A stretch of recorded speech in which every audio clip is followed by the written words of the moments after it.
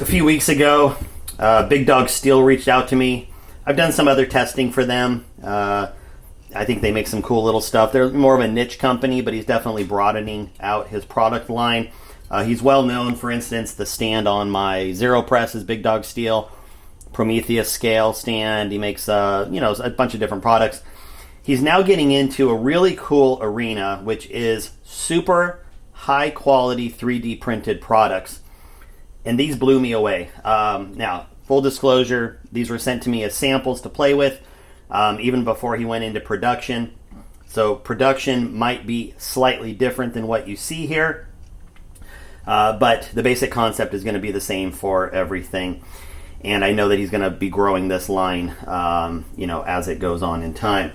So what has he done? Well, he's taken the loading block and made it modular. A lot of times you have a loading block by itself. Sometimes they have a bullet tray on the side. They often don't hold a lot. You might have some tools that you want to use in conjunction with it. And no two people are going to be loading in the same fashion with the same supplies. So this is what was sent to me to play with. I've had a chance to use all of it for a little while, and I have to say I actually really enjoy it more than I thought I would. Like, honestly, I got it, and even in talking to him, I was like, I don't know. I really like, what I'm using. I can't really see switching out. He kind of talked me through some of his reasoning for why he did things, and once I got it and used it, I actually switched over. So, anyway, here's what you've got. You've got your traditional ammo blocks. So this is going to be a 308 bolt face style. Flips over to 223, so it's interchangeable between them. This is the Magnum. Because of the size of the brass, there is no alternate side to it, but these are, it fits Magnum cases, so like my 657 PRC that goes in here works just fine. But if you look at this, like, I honestly thought that like this was some kind of aluminum or something when he sent it. It has really good weight to it. It's not overly heavy, but it's definitely solid. And you would never know that this is 3D printed. It is just crazy good quality. I can't even imagine what a 3D printer like that costs, but it does give them a ton of flexibility to make really cool stuff. There is a bullet tray, okay, and then there is a tool tray. And the tool tray does a couple different things I'll show you in a minute here. To give you an idea, the loading blocks are about $50. The bullet tray, I think, is about $25, and the tool is somewhere around $40. That was the pricing, subject to vary depending on when you see this video. But there are also packages where it does reduce the cost pretty good. I think if you buy a combination, you can save like $15 or something like that. So it's actually a pretty good deal to buy a couple of them at a time. But what this lets you do is really tailor to what your needs are. So everything interlocks. So you can see there's these dovetails that hook together. Everything will stay together in that respect. There are holes on each side for the rubber feet so that you can pull these out and move them if you're going to switch, if you're going to flip over like the 223, 308. They've been very stable for me. One of the things I was concerned about is I'm used to using big anodized milled out blocks. And they hold a lot of brass, and I think the compulsion is, well, it holds 100 pieces, I need to put 100 pieces in there, and that's always what I've done. But honestly, at the rate I load, I've gone through 25, and as I'm loading, I just keep putting more brass in, and it's never been a problem. I'm going to be ordering another one so that I can go to 50, just so I have an extra. And when I do, then obviously I have the option of putting them side by side. You can put them on top of each other this way, whatever you want to do. You could make a 100 round block, 150, 200, whatever you want to do. Sky's the limit because of how they interlock. Same thing with the bullet tray. I've been really happy with the bullet tray because it holds a lot of bullets at once, and because it's a slightly lower profile than digging into a box and stuff, it's very easy to get them out. And you know that because it's 3D printed and stuff, you're not going to get any kind of damage to your bullets if you have them being pushed around in here, things like that. So that's going to be just your basic setup with just your loading block and a bullet tray. And then there is the tool tray, and I think the tool tray is going to really depend on what your needs are. Not everybody's going to obviously have a need for it, but he did put some thought into this. I used, in this particular case, the Area 419 funnel. It's the same funnel I've used literally for like 6 or 7 years now. And when I'm not using it, I usually set it upside down like that. So if I'm dropping powder, let's say for instance I'm going to drop powder and I use the funnel, I'm going to put it on and do that, and then I'm good to go. But if I don't leave it on, like I don't love leaving my funnel on top of the brass sometimes, because you might get lost as to where you are in your pattern. You might double fill, stuff like that. And it's not always convenient to turn it upside down or to lay it down because it's one more thing to do to get it upright. So what he's done is he's made a caliber specific piece that slides in, and it is going to sit right there. There is a little locking piece that sits inside of here, okay?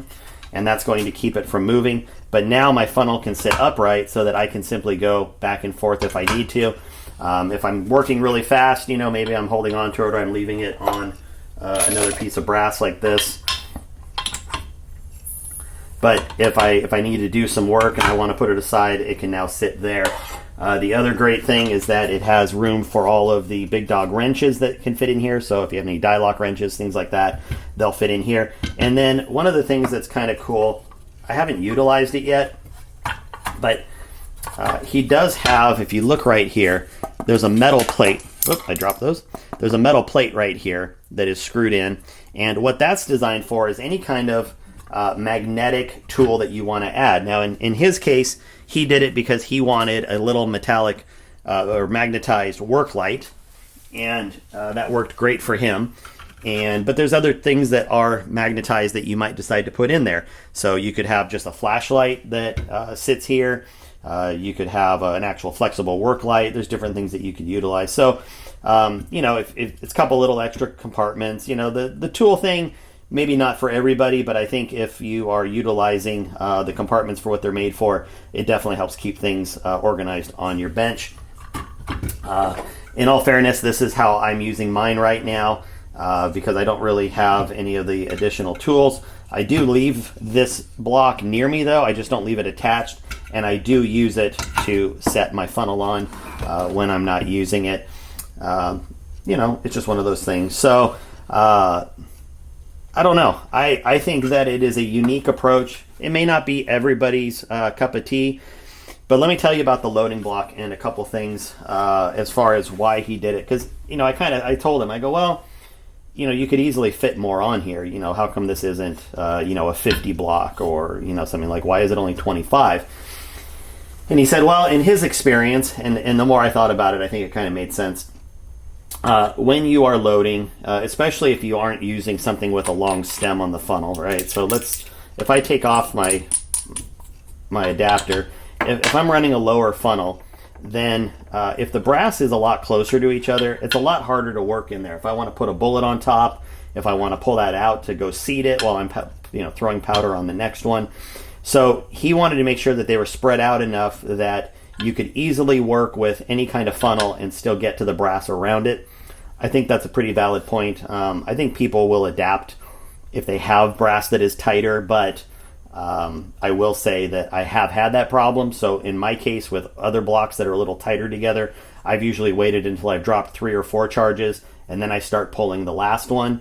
But if I want to get into the very last one that I pulled, it's been a little bit of a struggle, even with the adapter on my funnel. He also made the actual depths just a little deeper than your average loading block.